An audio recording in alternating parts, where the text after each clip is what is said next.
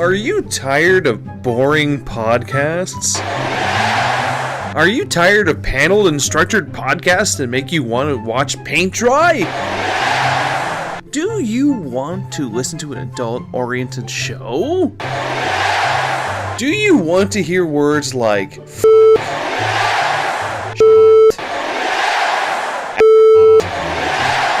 or personal favorite, jungling thunder? Droids Podcast. Offensive and off-topic since 2012. Insert unnecessary explosion. What the? Come on, god damn it. Hold on. And... Oh shit! Michael Bay!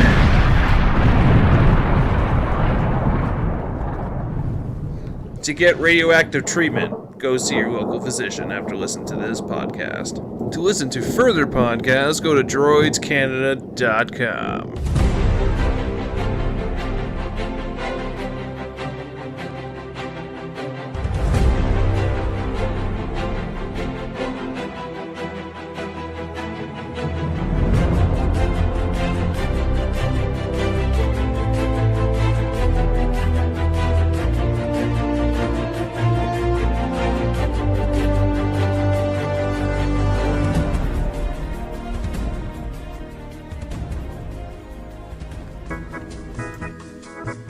Episode 176 of the Droids Podcast.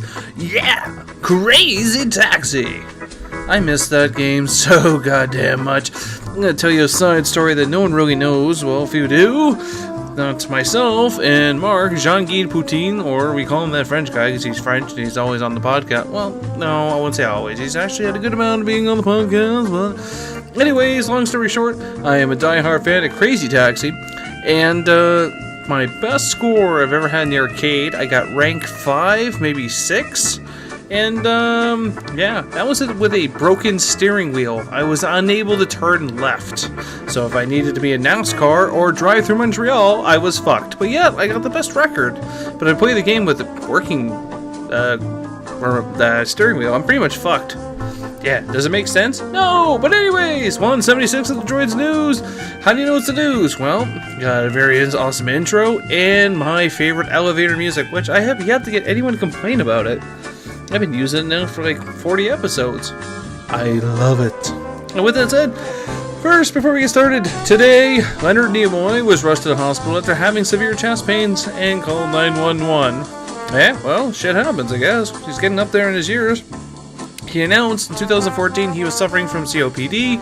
When he quit smoking 30 years ago, he still blames smoking. Yeah, I mean, let's be honest here. He's getting up in his years. We're pretty much almost expecting it. And there's not many people left of the original Star Trek cast. Not really. Like, my favorite Mr. Scott's been dead for years. I know, kind of morbid. Well, this only means he won't be in the third Star Trek film. Anyways, it's still not that bad of a joke because really I think he didn't need to be in any of those new Star Trek films because he made them shitty. Anyways, let us get started with the news. Mr. J is here for episode 176. The Oscars are done. Thank fucking God. They had to bring in MPH and they had to give a musical number to keep people awake. I didn't even watch it, but I heard nothing but negative things. But apparently there was some controversy about comic book movies. Apparently there was a comment made by Jack Black, which is a part of a skit. Yeah, I know. Jack Black got up and did a little joke in the opening musical number of the show, singing opening with lots of zeros, all we get are superheroes, Spider-Man, Superman, Batman, Jedi Man, Sequel Man, Prequel Man, formulaic scripts. And a lot of people got a little bit pissed off about it, and James Gunn specifically admitted that he didn't find Black's little red offensive, but there was something that struck offensive for Gunn. It was a statement made by Nightcrawler director Dan Gilroy. Now, Nightcrawler was a good movie, but it wasn't that great. More or less, Dan Gilroy said that it's hard to put it in layman's terms, to crunch down a giant paragraph into words, is that it's hard for any other movie to make it in the industry when we have so many superhero films, and it's kind of hard to disagree with that because the market has been so oversaturated with all these different superhero movies. Good for us as fans, bad for anyone else who wants to break out. But at the same time, I mean, there's been a lot of flops in the superhero industry. And really, how often do you find that superhero movies do well at the Oscars? Not many. I mean, The Dark Knight cleaned house on a few occasions. Nolan's version anyways. But, yeah... I mean, this is how I look at superhero movies. They're not there to be amazing or have amazing thought out scripts or acting or whatever. They're there to be fun. And with that said, that's what Guardians of the Galaxy is. It wasn't anything spectacular. It was a very fun, entertaining film, and Chris Pratt kind of stole the show. So if anything, Chris Pratt should get an Oscar award if he did. I don't know. I don't even care. But for his acting, but beyond that, it wasn't like, oh my god, we need to shut down the highway so everyone can follow the freaking float of Guardians of the Galaxy. Shit. I am Groot. What? One of the big talks of right now is, could Chris Pratt be Indiana Jones? After coming off a huge win in Guardians of the Galaxy and Jurassic World looking just as good, everyone wants him to be Indiana Jones, including Spielberg.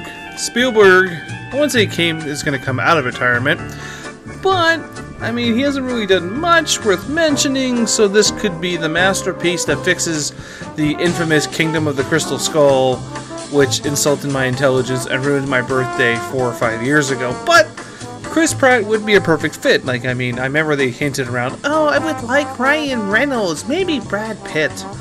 Ugh. You know, just because someone is a good actor doesn't necessarily mean he can be just anybody.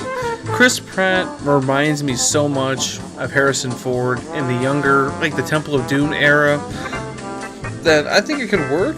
I don't know how the story would go though, since, I mean, Crystal Skull took place when it was against the Russians. Like, I mean, it would make Indiana Jones vintage. It's got to have religion and Germans and a hot blonde chick. Well, there was one brunette, but still, the hot blonde chick. Schnell! Bring in the girl that played Amy Pond, who played Nebula. If Mountainman's listening to this, he's going to agree with me. Bring in Nebula, the person who played Nebula, who also played Amy Pond in Doctor Who. She can be the hot blonde chick, because she sounds like a German. Schnell! Honestly, I don't know how you can market a midget unless it's being shit on and fucked by a horse. Oh, whoa. Sorry, that only happens in Mexico. And they judged me. But apparently Joss Whedon was taking heat because everyone's like, how come Hank Pym, aka Ant-Man, that's where the midget reference is from? Why wasn't he a part of the Avengers films, Age of Ultron? And his response was, of all the heat I've taken, not having Hank Pym was one of the bigger ones. Haha, puns! But the fact of the matter was, Edgar had him first, and by virtue of what Edgar was doing, there was no way for me to use him in this. You know, I like the fact that Marvel is trying to cram as much shit as they can into their films to the point that it's completely unbearable, and the whole market's so saturated, which is going to go back to the Oscars comment I made earlier. I just don't think, and you can judge me if you want, I just don't think that Ant-Man is a marketable character. It is a person that has super strength because he's an ant. I don't know much about Ant-Man, so I'm not going to be a huge person about it. I just don't see him marketable. Just like Ryan Reynolds' Green Lantern. Let the racial tensions come up. It was going to happen sooner or later. I've been calling it since Sony is working with Marvel to bring Spider-Man into the MCU. I said at the beginning, and I say it again, they're going to make Spider-Man black. And what I mean by that is that Miles Morales from the comic book series is going to be black. And a Spider-Man. Or just going to call him Peter Parker and just make him black. But I know there's a character named Miles Morales that actually is a black Spider-Man. Because there's the Spider-Verse. I mean, realistically, you have Gwen Stacy, who died but is alive and is Spider-Man. Yeah. Put that around, wrap your head around that one. So Dan Slott, writer of Marvel Comics writer Dan Slott, says it's possible. He basically said anything is possible in the Ultimate Marvel Universe. And Nick Fury is black as well, which was a good fit. So we can move on, as society has. I would like to hope we have. Then who gives a shit? The only time that I was ever mad that there was a mixed casting was when Michael Clark Duncan was the Kingpin. And it wasn't as much because he was black, it was because he wasn't that type of person to play a role like that. So, I mean, call it whatever you want, but at the end of the day, it's gonna work. It comes down to the script and who they pick as the actor. Like Wicked Fantastic Four. That cast was poorly picked. No one wants to see it, not because of the cast, because the movie looks like shit. Speaking of shit, it just appeared on my screen, not even joking, that there is an alternate Fantastic Four trailer floating around where you actually get to see a little bit more of the Human Torch and the Invisible Woman take flight. After watching the trailer, the only major difference from this trailer to the other trailer is that the Human Torch and Sue Storm fly away. Oh my goodness gracious, it's still shit. Now, is Constantine on borrowed time? I know myself and the Mountain Man are very anxious to find out what is going to happen with Constantine. Is it going to get a second season? Should it get a season? Well, the good old-fashioned Hellraiser himself, Constantine, is going to be busy. I honestly feel that if NBC does not renew, Sci-Fi is going to pick it up. And why not? Sci-Fi doesn't have all the best shows in the world, but Sci-Fi is willing to give shit a chance. Z Nation, garbage! But Constantine was a very good show, and it really pushed the boundaries, but I think being on NBC was holding it down. And we could still have more, we could still see more things happen, but I mean, moving into a different channel like Sci-Fi increases more to the public that they want to see. It won't have as much restrictions, I guess I'm trying to say, in so many words. It'd be even better if it was on AMC, because then they can do whatever the fuck they want on AMC. Pretty much, it's like, well, you can make it seem like people getting raped and shit, and as long as you can drop the F-bomb, but whoa, only one swear word per episode, though. That's it. Yes, the owner of AMC's Canadian. Okay there, you just do not drop the F-bomb more than once, okay there? I go to Tim Hortons now. So we are a month and a half away until Mortal Kombat X comes out. There has been Spider-Man's. If you don't know what that is, it's a sexual innuendo, and I don't have time to explain it to you. Anyways, not only are we going to get another Mortal Kombat, and after Mortal Kombat 9 came out, I mean, my mind is still blown. That was a few years back. I'm still recovering. That was fantastic. They went back to the old roots. They got away from the whole fucking 3D bullshit. Like, fuck this, man. We're going back to the old school design, and I loved it. But they also incorporated in something new, which you can do now with today's technology. Epic downloadable characters. Now, in Mortal Kombat 9, you got to play Kratos, God of War. Pretty epic. Then you got to play Kenshi, Scarlet, someone else, Rain. But then they also threw in, that's right, motherfucking Freddy Krueger. And you're like, mind blown! Instant replay. Mind blown!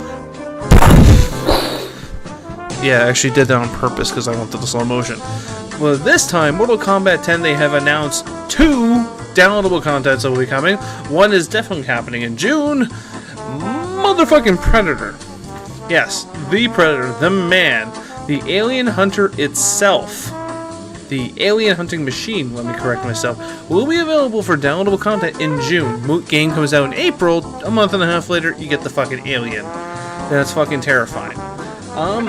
And then we'll have to see when this happens. Todd McFarlane's Spawn, who has not been in a video game in God knows how long, will be returning. And the last game it was in, I believe I was talking to the Mountain Man about this, was Soul Calibur. He comes out of retirement. Al Simmons comes out of retirement, which is funny. He just came out of retirement in the comic books only 2 weeks ago, is now coming out of retirement for the video games, and they're going to be coming out with a new Spawn movie as well. McFarlane's been a busy fucker, that's all I'm going to say. I hear nothing but good news from Mortal Kombat 10.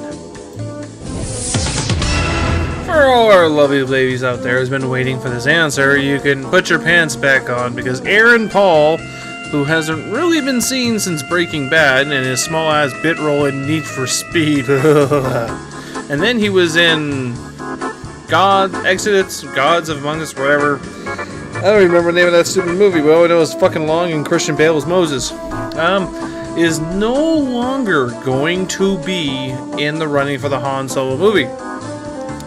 Recent upcomer Taron Egerton, which, if you watched The Kingsman within the last 2 weeks, the main character known as Eggsy, no word of a lie, his name was Eggsy, is now up for the role for Han Solo.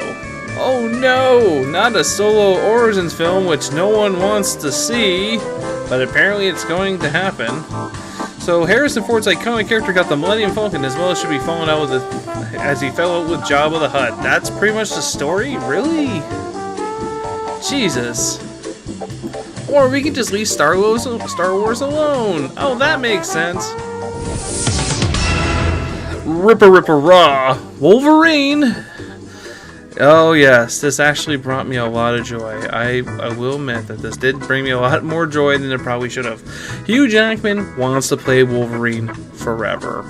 And we will let him, because I honestly can't think of anyone who can play Wolverine better than Hugh Jackman.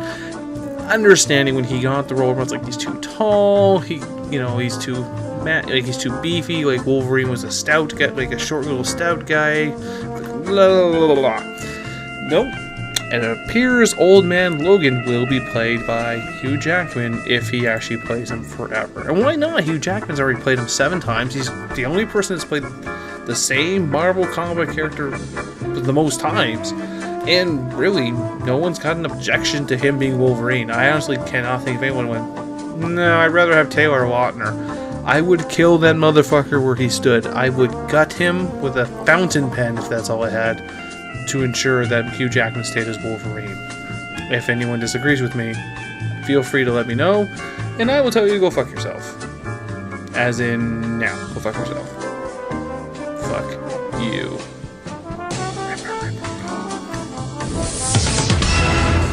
This week, we finally got to see Aquaman in all his glory. Jason Momoa has recently been selected as Aquaman.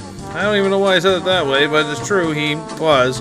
But we finally got to see a picture of him, and he looks extremely badass. With the phrase, Unite the Seven, which is obviously a reference to the Justice League. Does this mean that in the Batman vs. Superman film that this is going to be very Justice League orientated? I already expected it to be. I wasn't over the top going, oh, they're not going to do that. No, I knew they were going to do that. But this picture is pretty badass, and it's showing that DC is going to be a huge player in this, which makes me extremely happy. Because you know what, as much as I do like Marvel, it's about time DC starts making some badass fucking movies. And if Christopher Nolan can produce and direct all of them, I'd be perfectly happy with that. I don't know how anyone feels about that, but man, the guy's fucking gold. Ben Affleck is Batman. Get over it. And not really the final piece of news. Well, it's news, but it's not the final piece of news, because we already did a lot of news today.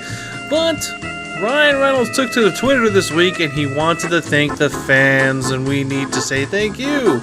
I know I mentioned this last week, but the official statement came out that he basically states that it was the fans' reason why this movie happened. And now we're extremely happy that Deadpool is going to be happening.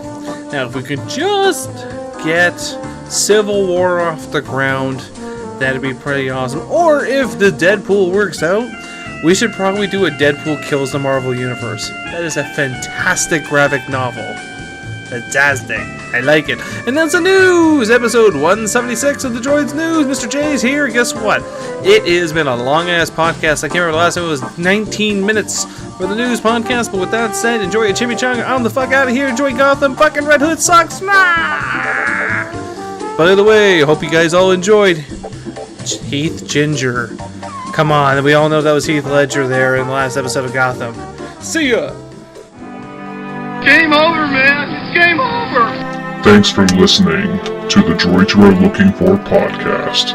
Stay tuned for next week's podcast. Remember, the Force will be with you, always.